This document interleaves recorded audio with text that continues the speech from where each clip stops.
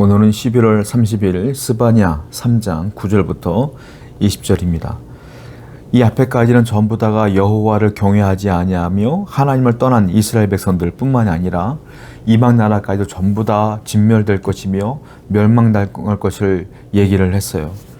이제 선지자는 그럼에도 불구하고 하나님의 진심이 무엇인지를 이야기해주고 있어요.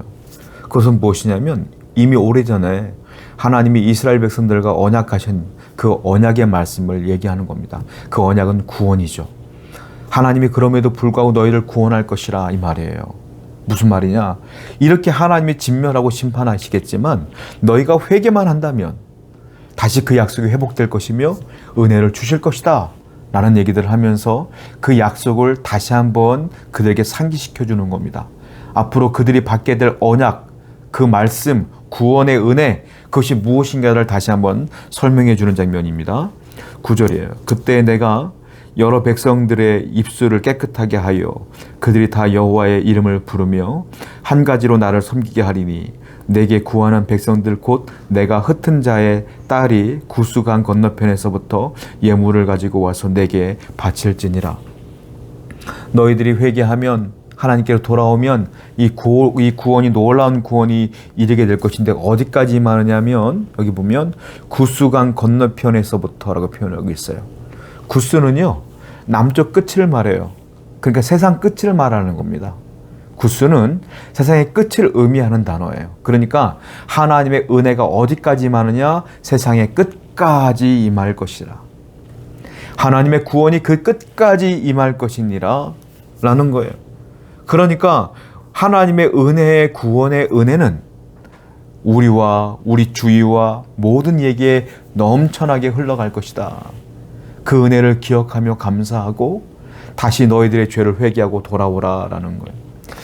우리가 구원받은 것이 얼마나 위대하고 감사한 일입니까? 우리는요 죄인이에요.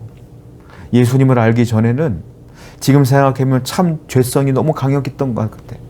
가만히 있으면 죄 짓고 살고 죄인 줄도 모르고 살았어. 그런데 하나님의 은혜가 있어서 이렇게 구원받은 백성으로 함께 예배하며 감사하며 기도하며 은혜로운 삶을 살고 있는 것이 얼마나 축복된 삶입니까? 오늘도 그 은혜에 감사하시는 여러분 되기를 축복합니다. 12절입니다. 내가 곤고하고 가난한 백성을 네 가운데에 남겨두리니 그들이 여호와의 이름을 의탁하여 보호를 받을지라. 이스라엘의 남은 자는 악을 행하지 아니하며 거짓을 말하지 아니하며 입에 거짓된 혀가 없으며 먹고 누울지라도 그들을 두렵게 할 자가 없으리라. 여기 보면 곤고한 자, 가난한 백성이라는 말을 표현하면서 누구를 얘기하냐면 내가 남겨둔다, 즉 남은 자들을 얘기하고 있어요. 그 남은 자들, 유대의 남은 자들은 곤고하고 가난한 백성이다. 그런데 그 남은 자들은 하나님이 어떻게 한다? 보호한다.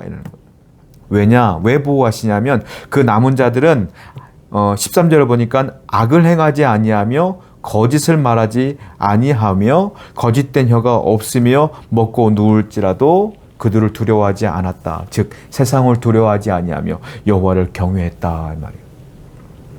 여기 보면 가난하고 곤고하다 이 말은 무슨 말이냐면 하나님을 향한 신실한 마음을 표현하는 거예요. 그러니까 하나님을 향하여 세상이 어떻게 되든 간에 끝까지 신실함으로 경외하며 나갔더니 그들은 세상을 오히려 두려워하지 아니했다. 늘 진실을 말하며 성실하게 살며 오직 악을 행하지 아니하며 여호와를 바라봤기 때문에 하나님은 그들을 버리지 아니하며 어떻게 한다? 보호하신다. 하나님의 보호를 받는 방법은 여러분들이 남은 자가 되면 돼요. 남은 자의 특징은 악을 행하지 않습니다. 여호와를 경외합니다. 그리고 세상을 두려워하지 않습니다. 문제를 두려워하지 않아요. 성도 여러분, 우리 모두가 신실한 남은 자가 되길 원합니다. 하나님만을 숨기며 하나님만을 의지할 때 하나님이 여러분들의 삶을 분명히 약속해 주셨어요. 어떻게 한다? 보호해 주신다. 하나님의 보호하심을 받는 여러분 되기를 축복합니다. 14절입니다. 시온에 따라 노래할지어다. 이스라엘아 기쁘게 부를지어다. 예루살렘 따라 전심으로 기뻐하며 즐거워할지어다. 여호와가 네 형벌을 제거하였고 네 원수를 쫓아냈으며 이스라엘 왕 여호와가 네 가운데 계시니 네가 다시는 화를 당하지 당할까 두려워하지 아니할 것이라. 그날에 사람이 예루살렘에 이르기를 두려워하지 말라. 시온아 네 손을 늘어뜨리지 말라. 시온에 따라 그리고 이스라엘아 이렇게 표현하고 있어요. 시온에 따라 뭐하라? 노래할지어다. 이스라엘아 뭐하라? 기쁘게 부를지어다. 무슨 말입니까? 하나님을 찬양하라 이거. 이제 너희들에 대한 죄가 다 용서받았으니 회개하여 용서받았으니 감사하며 기뻐하며 노래하라. 너희들이 회개만 하면 이런 놀라운 은혜가 있다라는 거예요. 무슨 말이겠어요? 내게 구원을 주신 분은 하나님이십니다. 나를 용서해 주신 분은 하나님이십니다. 당연히 하나님께 감사할 수밖에 없죠. 그 감사의 표현이 뭐냐? 찬양이다. 노래하는 것이다. 찬양은요, 믿음이 없는 자는 할 수 없어요. 찬양은요, 하나님께 감사하지 않으면 찬양할 수 없어요. 물론 사람들은 음표를 보면서 흥얼거릴 수는 있어요. 그건 노래입니다.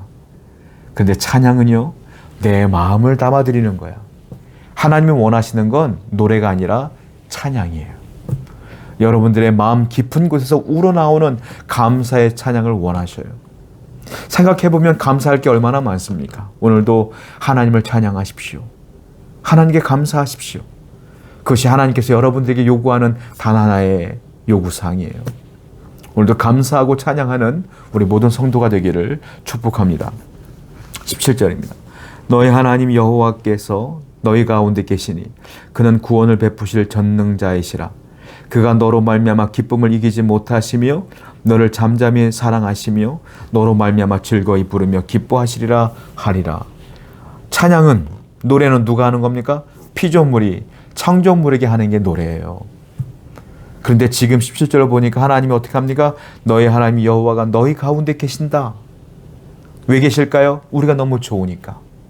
하나님은 저와 여러분들을 너무 사랑하시니까 우리 가운데 계셔. 그리고 어떻게 합니까? 구원을 베푸실 전능자이시라. 구원을 베풀어 주셨대, 우리에게. 왜? 우리를 너무 사랑하시니까 구원을 주셨대. 그리고 어떻게 말합니까? 그가 너로 말미암아 기쁨을 이기지 못하시며, 우리를 보면 너무 기쁘니까 기쁨을 이기지 못한대. 여러분들 결혼하신 분들은, 자녀를 기르어보신 분들을, 키워보신 분들은 알아.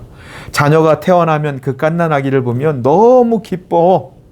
손도 이쁘고 눈도 이쁘고 그 기쁨을 어떻게 헤아릴 수가 없어. 그 기쁨을 이기지 못해.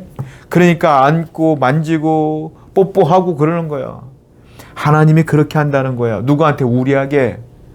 우리를 그렇게 기뻐하신다는 거예요. 그리고 잠잠히 사랑하신다. 그리고 어떻게 합니까? 마지막이 참 놀라운데요. 즐거이 부르며 기뻐한다. 우리를 위하여 노래까지 불러주신대. 찬양은 피조물이 하나님께 드리는 것인데 하나님이 우리를 위해 노래까지 불러주셔. 얼마나 우리를 사랑하십니까? 그 사랑의 결정체가 뭐냐? 하나님이 우리를 사랑한다는 그 결정체가 뭐냐? 그게 뭐라고요? 그게 구원이라는 거야. 구원은 내가 잘해서 얻는 상이 아니야. 여러분들이 1등을 해서 남들보다 뛰어나기 때문에 받은 상품이 아니야. 구원은 얻을 수 있는 게 아니야. 구원은 주셔야 돼. 가지고 계신 분이 주셔야 돼. 그분이 하나님이신데 우리에게 왜 줬느냐? 우리가 너무 사랑스러우니까, 기쁨을 이기지 못하니까 주신 것이 구원이라.